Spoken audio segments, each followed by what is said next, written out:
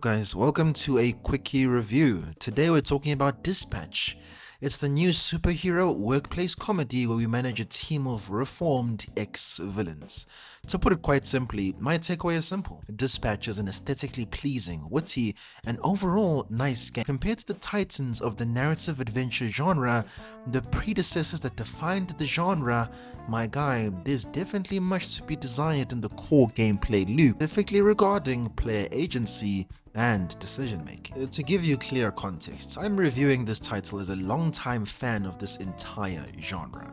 When I talk about predecessors, I'm talking about games that belong on my personal Mount Rushmore of narrative adventure titles. For me, that list is The Walking Dead Season 1, Life is Strange 1, The Wolf Among Us, Detroit Become Human, and Beyond Two Souls. That is the standard Dispatch is being measured against, and unfortunately, it doesn't measure up. Now, I've said that, but Dispatch is definitely a game you will still get great enjoyment from. The presentation is top tier. This game is beautifully animated. It feels like a high-budget animated series you'd binge on streaming. The voice acting, the character designs, it's all premium. Bro, the comedy just works. The writing is sharp. The entire premise of managing an HR crisis while saving the world genuinely gives you funny moments. The Z-Team are all enduring, complex, and they completely carry the story. It's also a cinematic experience. If you approach this purely as an interactive cartoon with some fun choices, you will have a great time. Dispatch absolutely nails the aesthetic and tone it sets out to achieve. Now that I've given Dispatch its flowers, and which it definitely deserves, here's my central critique. The biggest issue is that the game lacks meaningful long-term ramifications. The dispatch system, which is essentially a large bulk of the gameplay, is where you will choose heroes to go on specific missions, and the relationship management itself. All of these unfortunately don't carry the weight in which it should. My personal example, I made choices that led a specific character down, invisible, numerous times inside the game's core gameplay loop. Logically, she should have been furious or even a liability on a mission, but the contest felt slight, a minor increase in a bar you could say, a slightly annoyed line of dialogue. There were no real or serious consequences to that failure.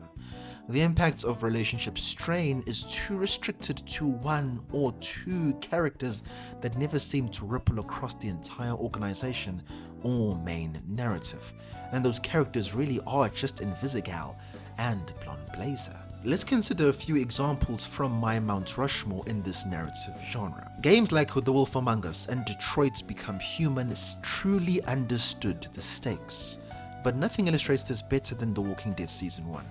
When Lee makes a potent decision, like choosing not to help and save Kenny's son, Duck, it creates a long-term grudge that is truly devastating. That relationship decay doesn't just reduce a stat, it defines Kenny's behavior for the entire season, potentially leading him to refuse to aid you or betray you entirely in multiple instances, not just once.